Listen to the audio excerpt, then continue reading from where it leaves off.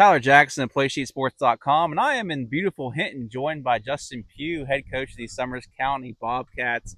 Justin, thank you for having me down Man, today. We appreciate talked you. about it. Yeah, absolutely. We talked about it just a second ago, but the weather is beautiful. Beautiful today. That first week of camp, it was cool temperatures. Then the second week it was hot, so it seems Right. like we found the groove a little bit more. Yeah. God has blessed us with this nice breeze today and cooled it down for us. Again, the sun's shining.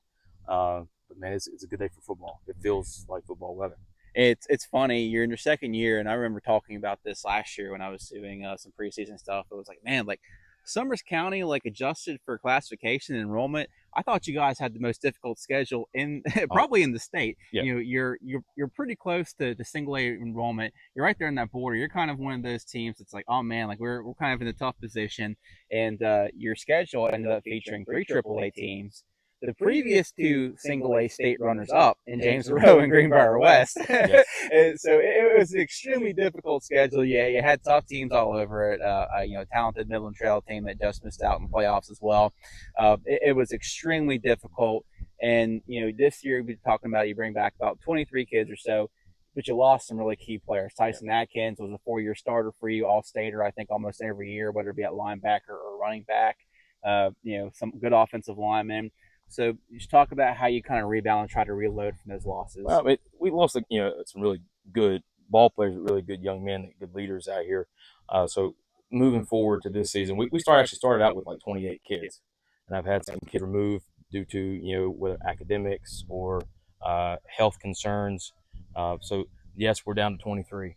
So that hurts, but we got a good core group here. As we were talking, Eli Franklin is a football wizard. He definitely can understand things that some kids at his age don't understand as far as X's and O's go. And he's out there leading these guys. We had a tough schedule last year, as you mentioned, and being a first year in the system and then losing our potential starting quarterback week one, put us behind an 8 ball, and even further than we already were. And this year, as we've talked about at other times, we are mentally ready. Like Eli last year at Pikeview couldn't get a play out of his mouth in the huddle. Now he's out there before he comes to the sideline. He knows what I want, and he's like, Coach, we're so far ahead than we were this time last year mentally, and that's the process. And we're talking about how young we are. That excites me. If we're already there, year two in the system, and I got kids that like that with Eli and Braxton Lambert, and I got a new transfer from out of state from Noah Vanneman. These kids, and he's only been here this year. He's already picking up on the play calls, and he knows what we want to do. And if that's the future, like half our roster is sophomore, freshman. We're starting a lot of young kids, and if that's where we're headed, we're building something important. As last week at our scrimmage, the opposing coach was like, "Look at the future, coach. When you are there with these guys, there's these sophomores or seniors, these freshmen or juniors." Said you could possibly make a postseason run. He said, "I see it." Said, "You move the ball on us." Said, "We're senior heavy." They had 40 kids. We dressed 17. So we were able to, as I said, we dropped the ball in the end zone. We moved the ball when we had the chains out there. So I'm definitely positive. I look forward to what we're building here. Gotcha. You and I were talking a little bit, but not to give too much away, but offensively, your identity is going to be a little bit different than what it was last year. And I think the quarterback situation plays into that, where you had to adjust so much on the fly. You guys run heavy, you leaned into it, packed the box. You said your approach probably might be a little bit different this year. Take me through that and the personnel that kind of have you head in that direction. Right. Piggybacking off of what we just talked about, we lost Tyson Atkins and Frankie McClarity, these guys that were just bruisers. And in a pinch, we had to adjust what we wanted to do. We wanted to run a little bit of read option last year with Ryan Oliveros, and things didn't happen for us. So we had to adjust. I mean, we went from having Ryan on Wednesday and having to run single wing against Pikeview on Thursday. So we had to adapt and do what we could do what we had. This year with Eli, second year at the helm of the offense, we're able to open up the playbook a little bit more. He trusts himself and his mental knowledge of what we got going on. He's throwing the ball well. He's reading better. He's moving better with more confidence. And we're not as big in the backfield either. Tyson and Frankie were both pretty big kids. We don't have that. We have a little bit smaller, speedy guys. So we're going to have a little bit more speed to us in the backfield. Uh, I hope that we are able to continue doing what we've been doing in camp. We'll see. We'll see tomorrow. We go to review how that pans out. I'm looking forward to that and seeing how much we've grown in a week's time. Now, the one thing I kind of want to hit on is, when you don't have as many kids, changes the way you practice. Yeah. You can't be as physical. It's hard to even go 11 on 11, depending on, who's able to suit up from day to day. So talk to me about, how you go about managing that. Because I remember whenever Fayetteville, the penultimate year of the school was open, I think they had 19 kids. They were still a playoff team under Dave Moneypenny. But he said, his last year, they had about 36 kids come out because it was the last year, and he had to break out different game plans. And it's just so interesting. And I always enjoy hearing the insides that, how you go about and deal with that. Because in its own way, that's its own type of adversity. Oh, for sure. And I lean on a lot of middle school coaching because at the middle school level, your numbers are low. Because here in Summers County, kids can play youth league up until they're in sixth grade. Mm-hmm. So typically, if I get a sixth grader, it might be one or two. So the bulk of my kids came from seventh and eighth grade. So I got used to practicing with low numbers, whether it be 20 to 25 kids, and working in practice. When we do go live offense defense, we go half line or we do some kind of very makeshift offense defense with that. So we're not putting everybody at risk, but we're also getting a little bit of a look on one side. And honestly, it helps a little bit. Work fine tuning the small parts of the right side of the line, who they're picking up, who they're not. We do a lot of outside of that, outside of going half offense, half defense. We use a lot of dummy work, a lot of pads, a lot of scripted things, to where we're working more on muscle memory, more so than physical contact, which is kind of where the game wants to go now. Anyways, the way the SSAC is wanting to help regulate our practices, and less live action and more just body movement, muscle memory. So we spend a lot of time working with very scripted situations where we're shedding blocks on the corner, where we're working our hips on the defensive end. Offensively, it's a lot about timing and repetition. So when things do go live for a little bit of time that we do have live here, and we're able to go full 11 on 11, it's short 30 minutes, 20 minutes at the tops, and our crispness makes it better. We're not hurting these kids, and because I got 23, I can't stand to lose any more than than I already have. So the idea that we've come up through my coaching staff and I is more repetition, more muscle memory, timing, assignment, alignment, and then when we do get to go our team at the end of practice or wherever we just slide it in there, that it's crisp and we aren't wasting reps. Gotcha. It's funny. I was talking to Jeremy Moore over at the Midland Trail last week, and he was telling me he's kind of a proponent for 7-on-7 football for a lot of these reasons. And you look around the state, I think 4 teams have already folded their programs before the season. I think Harmon, Magnolia, Van was one of them, and I can't remember who the fourth was. Madonna, I believe. Yeah. Okay, it was Madonna, Magnolia. I always get the two confused because they're right up there in the same area. Yeah, and I always say this: Madonna was in the title game 7-8 years ago, I believe. Yeah, and now they're not. They're without a team. So it's crazy how the game has changed in that short amount of time. You got areas like us that do struggle to get kids out, which some of it is the transition. The senior and junior classes here at Summers County are a little bit smaller, and they kind of got burnt out with football. I have already mentioned, a ton of sophomores, a ton of freshmen, and the 8th grade class is going to be huge too. So next year with those 3 classes, we could possibly have 24 kids in addition to the kids that will come out for their senior year. So it does look better for us in the future. But yeah, I mean, I got a kid, Noah Vanneman, that transferred in from Florida.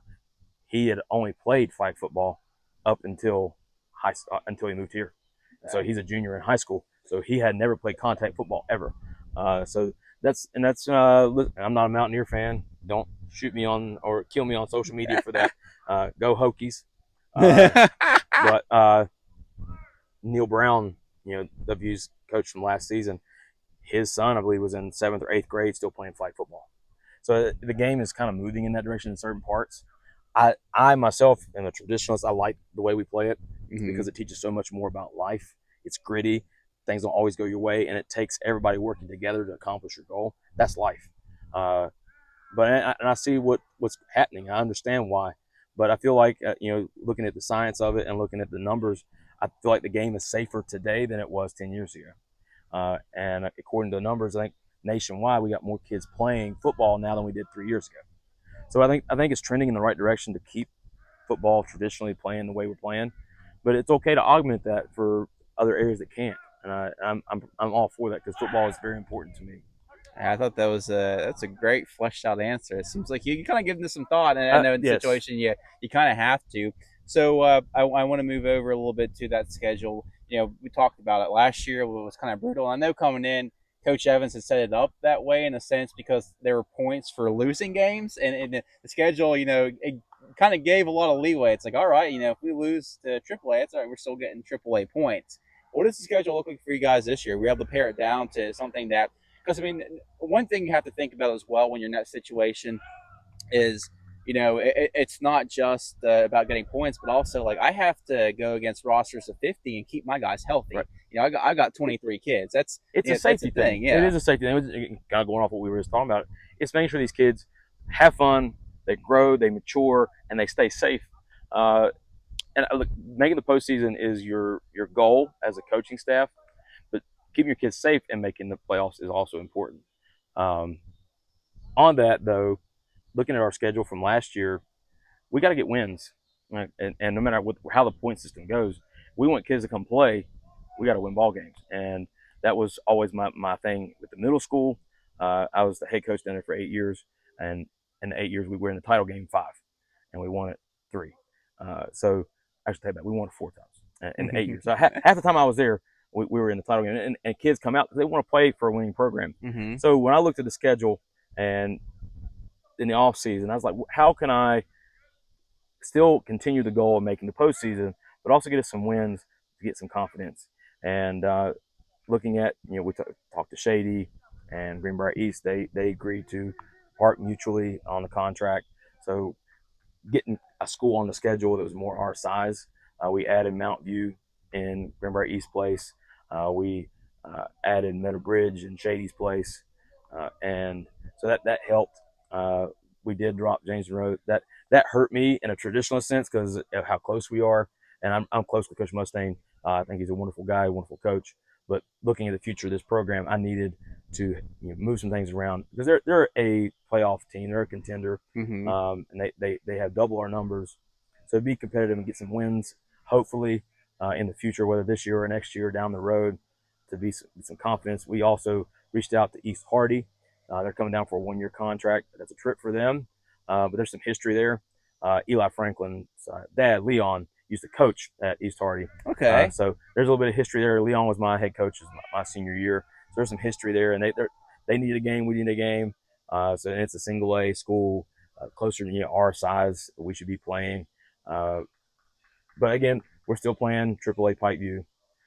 We're still playing Double A West Side, Liberty, Wyoming East, Independence. Those guys are still on our schedule. Mm-hmm. And then we're playing Double A Midland Trail. Sprinkle that in with Greenbrier West, Meadow Bridge, Mount View, East Hardy. So very So competitive still schedule. very Yeah. competitive schedule. And honestly, we're not. We got 6 home games and 4 away games. We're not traveling across the state to go find a win, so to speak. We're playing people that are local and making it happen. I'm looking forward to what these guys can do for me. I know that today was a really good practice. They're really upbeat. They're looking forward to tomorrow review that. Which, talking to Coach Roach, that might be somebody once a couple contracts expire, we get them on schedule somewhere closer to our size school. Again, they're Double A. So looking ahead, I'm very excited. We talk. Yeah, I hope you can tell. I'm excited for the future where this thing's headed. Now, even with a younger team, where do you set the expectations at? Because you pared down the schedule a little bit, but it's still difficult, Yes. and you don't want to overwhelm kids. You kind of want to build up. These are still kids. Some of them were on that team that made the playoffs against Lahoma a couple of years ago, but you never want to overload them too much. So, what's the bar? What's the expectation? Are there any goals in particular that you're shooting for this year? I talking to the senior leadership. We're sitting there in the coach's office and they're looking at the schedule and guys like Eli Franklin, are looking at it and saying, "Look, coach, I think we can make 6 wins." And I said, "If that's your goal, let's make that the team goal because this is your team." And the seniors kind of adopted that. That's what they want. To me, I want to stay healthy. I want to get these guys reps as much as possible, and I want I want to win the games we should win. Because you look things on paper and so on and so forth. If we're in ball games, I want to win them. Obviously, going with the young team that we got, playing at the likes of Independence, it's a daunting task. Mm-hmm. Now that doesn't mean it's impossible. Things would definitely have to bounce our way. As Coach Lilly told me last year, he's like, "Coach, you had a great game plan, just didn't have the Jimmies and Joes to make it 4 quarters through it." So, because they didn't score the first quarter against us, we controlled the ball. It was a good plan. We just couldn't execute for 4 quarters. So it's the same thing. We got to be able to win the ones that we can, the matchups that fit us, and that's the goal for me is to get some guys some reps that are still very green because Eli's a senior, but he's only had 2 years experience. Mm-hmm. So we're still very young, and not just in class level, but in our experience level too. I'm definitely looking forward to watching these guys try to reach their goals, and I feel confident that we like Eli. He's like we can make 6 wins, coach, if we go out there and we do our thing. Absolutely, Coach. Well, I appreciate you taking the time to talk with me today. Oh Always a yeah. pleasure to Oh, come oh down yeah. here. And, obviously want to thank our friends from RT Rogers Oil Company. Uh, Always do great stuff with Summers County community, allow us to help do this as well. I So, appreciate you, Greg. absolutely, man. Well, thank you. Thank Looking you. forward to seeing you guys this Yeah, year. yeah. Thank you so much.